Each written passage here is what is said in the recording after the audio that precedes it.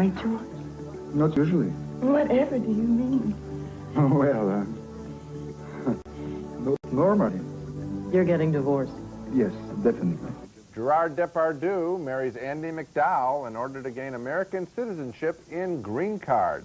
One of 5 big new holiday movies we'll be reviewing this week on Siskel and Ebert. I'm Gene Siskel of the Chicago Tribune. And I'm Roger Ebert of the Chicago Sun-Times. Our first movie is named Green Card, and this is an entertaining version of that reliable old Hollywood story about the man and woman who get married for completely pragmatic, totally non-romantic reasons, and then, of course, they end up falling in love anyway. The movie features the American debut of Gerard Depardieu, who is the top movie star in France, and plays a Frenchman in New York who wants to get married so he can obtain his immigration papers. And McDowell plays the American woman who marries him because she needs a husband to qualify for an apartment she wants. Here they're memorizing the basic facts about each other. Weight, 140 pounds. No. Huh? No, 125. Yeah. Eyes? Brown. Brown, yeah. Of course, when a woman supposedly isn't married, but she really is, how does she explain the strange man in her life to one of her old friends? When am I going to see your new apartment? Hi. Hi. You're together? Sort of. This is a funny scene. They're using a Polaroid camera to fake an album full of photos allegedly showing the many happy times they've shared together. Okay, I need the blue sky. Okay.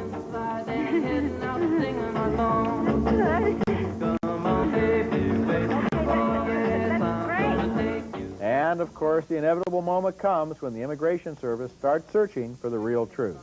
Green Card is a lightweight, charming movie that depends for most of its appeal on the lighthearted chemistry between Depardieu and McDowell and on the screenplay's sure-footed tour of all the familiar obligatory scenes we always expect in a movie like this. The formality at first, the flaw, the problem of the other man, the fight, the breakup, the makeup, the romance, the danger of being broken up. This is dependable material, especially in the hands of director Peter Weir, who shows a nice light touch. And I like the ending of the movie, too, because even if this is a romantic comedy, it's true to a certain bittersweet reality, and that makes it even better. Well, I suppose the ending is something to be thankful for, but that's about all that I enjoyed in this picture. I wish that in a situation like this, which deals with fairly practical matters like the green card and immigration and all that, why not anchor these people in a little reality, too, instead of, I know it's going to have these standard plot elements, but why not just have the writing be a little smarter, a little tougher? Andy McDowell, his character is really a fluffy person, and I didn't believe their attraction between each other. I think that what everybody involved in this movie was trying to make was a movie like It Happened One Night or one of the 30s or 40s romantic comedies. I don't think they were trying to make a serious, anchored movie about immigration policy. Roger, and that isn't what I recommended. What I'm saying is, while you make a light romance, you can write it a little sharper, a little funnier, and I felt this was really light as a feather, and I never bought the two of them together. Our next film is called Almost an Angel, and it stars Paul Hogan of Crocodile Dundee fame as a master thief who gets out of prison and through a strange set of circumstances in a hospital room winds up believing that he's an angel on probation and that if he can do some good deeds, he'll go to heaven after all. I'm bulletproof, but I can't fly yet. Hogan's character soon befriends a man in a wheelchair who brings him home to meet his family, including his initially suspicious sister, Linda Kozlowski, also from Crocodile Dundee. Naturally, they end up growing to trust each other. Big surprise after he asks her to dinner. I guess I figured you were sort of way out of my league. It's probably the nicest thing anyone ever said to me. There's also an action story in Almost an Angel that completes the film, but the film really never gets off the ground, wallowing in goodness and earnestness, and that's a big surprise after the picture opens with a lot of wit that we expect from Paul Hogan. His character dons a couple of hilarious disguises to pull off a bank job. First is Willie Nelson, and I want to tell you that when I saw that, He looked like Willie Nelson. I mean, I really thought they're playing a joke on us because it is Willie Nelson. And then he tops himself by doing Rod Stewart. That's very funny stuff, smart stuff, but I think the humor gets lost with all the holiday seasonal good cheer in this picture. Thumbs down from this Grinch. Yeah, I have to give it thumbs down, too, and yet, like you, I have a lot of affection for the picture. It's one of those movies that you don't hate. And one of the reasons is that Paul Hogan himself is such an immensely likable movie star. Now, he continues to make fairly unambitious movies. This movie isn't really swinging for the fences, but he has a quality inside of him that is so sunny and so warm and so infectious that if he ever put himself at the service of a good screenplay and a really top-rate director, there are very special movies that he could make. I just don't know why he couldn't sustain the sharp edge, the wit, throughout the picture. Why it has to get all holy and sweet. Yeah, coming up later in the program, Come See the Paradise, an interracial love story set during World War II. And coming up next, Mel Gibson plays a melancholy Dane named Hamlet. All that lives must die, passing through nature. Oh, cursed spite, that ever I was born to set it right. And that is Mel Gibson as Hamlet, and there was a time when I never thought I would hear myself saying those words. In fact, there may have been a lot of people who thought Mel Gibson was going way out on a limb when he decided to play Hamlet, Shakespeare's most tortured and difficult hero. And what about the director, Franco Zeffirelli? He had a big hit with the movie of Romeo and Juliet, but that was a long time ago, and besides, Hamlet is a much deeper and more difficult challenge. So, I walked into this Hamlet with some doubts of my own, but they were quickly forgotten in the strength and energy of the performances. Mel Gibson pulls it off. Here's Gibson as Hamlet and Paul Scofield as his father's ghost. If thou didst ever thy dear father love, revenge his foul and most unnatural murder. Murder? Glenn Close stars as Hamlet's mother, Gertrude, who after the death of Hamlet's father, marries his uncle with what Hamlet thinks is unseemly haste. Thou hast thy father much offended. Mother, you have my father much offended. Oh, come. You answer with an idle tongue. Go, you question with a wicked tongue. Why, how now, Hamlet? What's the matter now? Have you forgotten me? No, Brother Rude, not so. You are the queen, your husband's brother's wife, and would it were not so, you are my mother. Alan Bates plays Hamlet's new stepfather, Claudius the king, and you can feel the tension between them here. Where is Polonius? In heaven.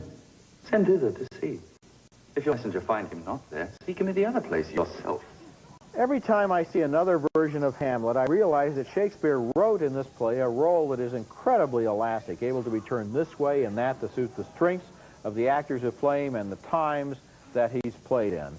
The Hamlet created by Gibson and Zeffirelli is not a dark, brooding weakling when the play begins, but a strong and healthy young man with high spirits, which are gradually worn down by the sheer weight of the world he lives in and the torments that he undergoes. What I liked best about the performance by Mel Gibson was the energy in it, the joy. Many Hamlet seem to start out defeated, but here's one who would choose to live if he could. So he has the answer to that question, to be or not to be. The answer is to be. The supporting performances are strong, the settings are spectacular, and Mel Gibson has pulled off a considerable personal victory. Well, that's a very good line that you... I like that as much as some of the lines in the film. That's a nice compliment, huh? I had a problem with this picture, and it has to do with the way it was shot, oddly enough. And normally don't get into visual strategy too much, but many times with key speeches that Hamlet has, Franco Zeffirelli shoots real tight. And for me, I couldn't understand why, and it started to aggravate me, and it really affected, this is not a minor quibble, this is a serious statement, that I felt like I was watching highlights from Hamlet, or star moments, rather than a naturalistic flow. We're used to, in seeing the play, obviously the long shot, we're on the theater, we can take it all in, and I just wish that this picture unfolded more naturally, and I was very surprised to see that done. That didn't bother me as much as it did you, although I did notice that when you get to the big soliloquies and so forth, he's fairly tight, but that's been done before. For example, the Richard Burton Hamlet was done that way, and I think one of the reasons is they're very concerned in this movie that you can understand what's being said. That Shakespeare's dialogue, but it's said very clearly, and also with a close-up, you can even read lips a little bit. In a long shot, it's a little hard to understand, and they really want to get the words across, and I think maybe that's why you noticed that. Well, anyway, I noticed that it didn't help me, and as a result, I'm sitting there saying, this isn't going naturally. Did you like the movie? No. You don't recommend it? No, I can't recommend it, and I hate to say that that's the main reason, but that is a big Well, I part liked it a whole lot. Coming up next, Alan Parker's epic film about Japanese Americans being incarcerated in detention camps during World War II. Dennis Quaid and Tamlyn Tomita star in Come See the Paradise. If only we knew where we're going. Okay.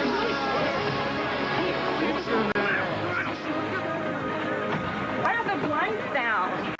So we won't know where we're going.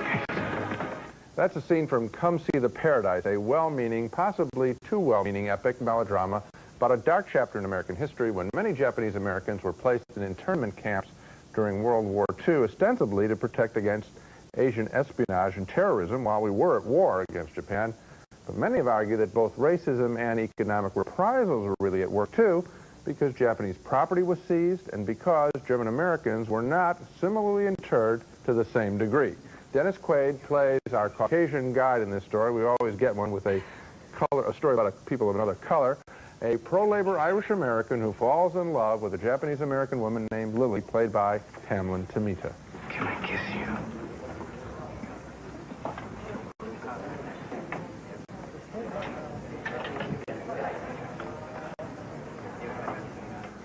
Their relationship is torn apart when she is forced to relocate with her family, and here they decide what to take with them to the camp.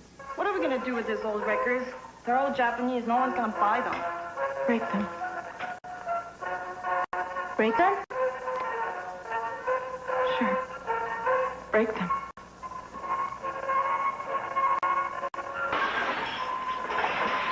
The camp life is no picnic, as fear of the future frightens Lily's younger brother. Do you think they'll shoot us? No, of course not. Do you think they'll send us back to Japan? I don't know. I truly don't know, Frankie. I've never been to Japan. This noble movie moves along in an utterly predictable fashion. I wish I had been able to spend more time with the Japanese characters talking about real issues than with your standard white character, when these sorts of things exist to validate the pain and subvert us from thinking that the story is too ethnic. Of course, it's that kind of racial thinking that in part allows internment camps to flourish. And I really think that pictures, Roger, I wish we could get over this, that where they would have the courage in Hollywood to realize that if a picture is ethnic, truly ethnic, it's going to be more interesting. Well, you know, there is a great deal of screen time and detail devoted to the Japanese-American characters, and the Dennis Quaid character is off-screen a lot of the time, so I don't think that it's always seen through his eyes. Now, I'm interested in this issue of why we always have the white character, for example, the white leader of the black soldiers in Glory, as the person you see the story through. And yet, looking at this movie for a second time, I realized what Alan Parker was doing, because the white character, as you probably remember, is a militant left-wing labor leader who has had to change his name and move from one coast to the other and go underground because of some violence he's been involved in. Throughout the movie, the theme that both sides keep hammering on is, I'm an American. The Japanese Americans say, we're Americans. This communist organizer says, I'm an American. The Constitution says that I can picket. The Constitution says that I can strike. And on both sides. And then they have a child. And in the key scene in the movie, that little Santa Claus won't let that child sit on his lap. So I ain't talking to no Jap. And Dennis Quaid says, this is my child. She's an American. And so that's what the movie is about. The notion that in this country, all kinds of people are here together and nobody can point a finger at anybody else and say they're not an American. That's why I think it's okay to have the white character in this movie. Well, it's a nice speech, and you're right, except that as this picture plays out, I felt that the element of their romance as sort of relief from the real issues of what was going on seemed really laid on. And that's, I'm not talking about his political problems. I'm talking about the romance. And so it's sweet what's being sacrificed, a sweet little romance. Well, there were these other families that were being sacrificed too, and that's where I think the focus is off. But it's not. It's about the whole story about the father and how he finally wastes away and dies, and about the son who goes nuts and so forth. There's a lot in the movie I think you're passing over. Mia Farrow goes on an enchanted journey through her own libido in Alice, the new film by Woody Allen. We'll review it when we come back. Not like juggling. You don't have to. This is not an updated version of Alice in Wonderland. It's an original but equally whimsical satire about modern life and the very, very, very rich in New York City. Mia Farrow stars as a wealthy wife who's growing dissatisfied with her life and thinks she may want to have an affair with a man she hardly knows.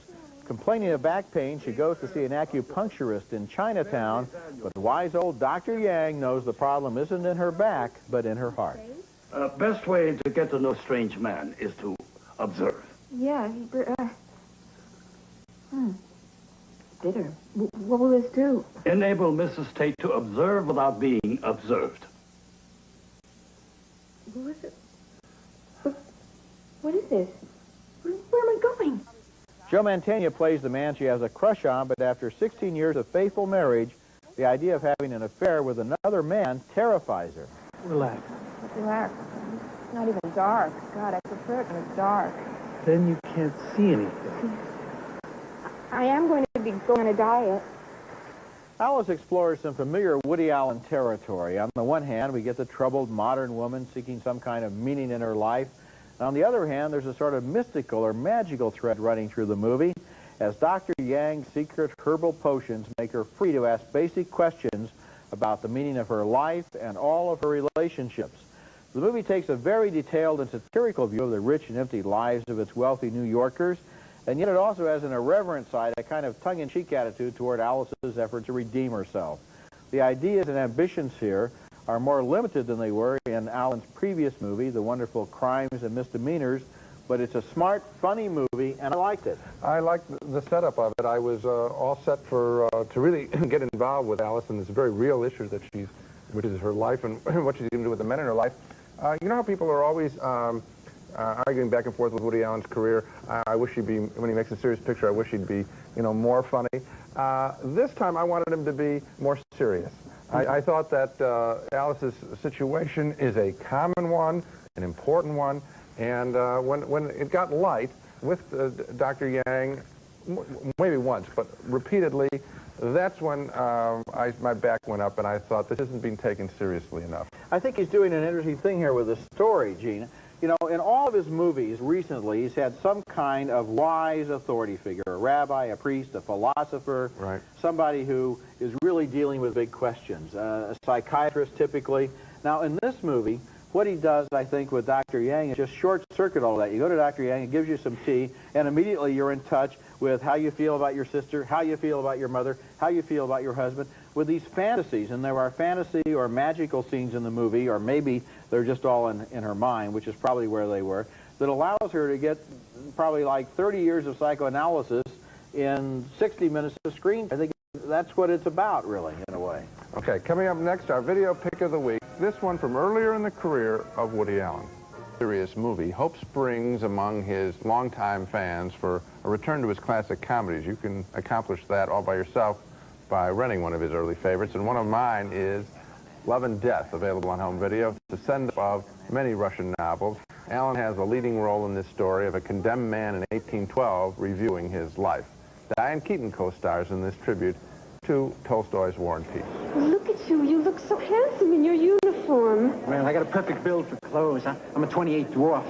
And you, Sonia, my God, you look more beautiful standing here than you do in person. That's very funny stuff to see as you consider whether or not to attend Alice, based on our split reaction. Now let's recap all of our reactions to the main movies on this show. A split vote on the romance Green Card with Andie MacDowell and Gerard Depardieu. I thought it was pure fluff. Roger liked it. 2 thumbs down for Paul Hogan's Almost an Angel, which loses his special sense of humor in scenes of syrupy holiness. A split vote on Franco Zeffirelli's epic Hamlet. Roger liked the entire production, particularly Mel Gibson's energy. I thought the way it was shot with so many close-ups turned it into highlights from Hamlet. And a split vote on Alan Parker's Come See the Paradise. Roger was moved by the story of Japanese Americans. I objected to the overlay of the love story with Dennis Quaid. And once again, Roger's thumb is up, mine down on Woody Allen's Alice, the serious and fanciful story of a woman taking stock of her life. I wanted it to be more serious. So the Grinch votes down on 5 movies, and I vote up on 4 of them. Yeah. You know, which one do you like the best? I like all 4. I don't even say which one I like the best. I think the one that I hope doesn't get overlooked is Come See the Paradise, because this is a chapter of American history a lot of people don't know very much about, and I think it's an interesting movie in the same way that Glory a year ago was, in telling us something about this group of people that we didn't know. Of the ones that I didn't like, the one that I like the best, okay, that would be the Woody Allen film. How about Hamlet? No. No. Okay, that's it for this week. Next week, we'll each reveal our separate and personal lists of the best films of 1990. And we know 5 titles already that aren't on Gene's list. The year's top 10 next week, and until then...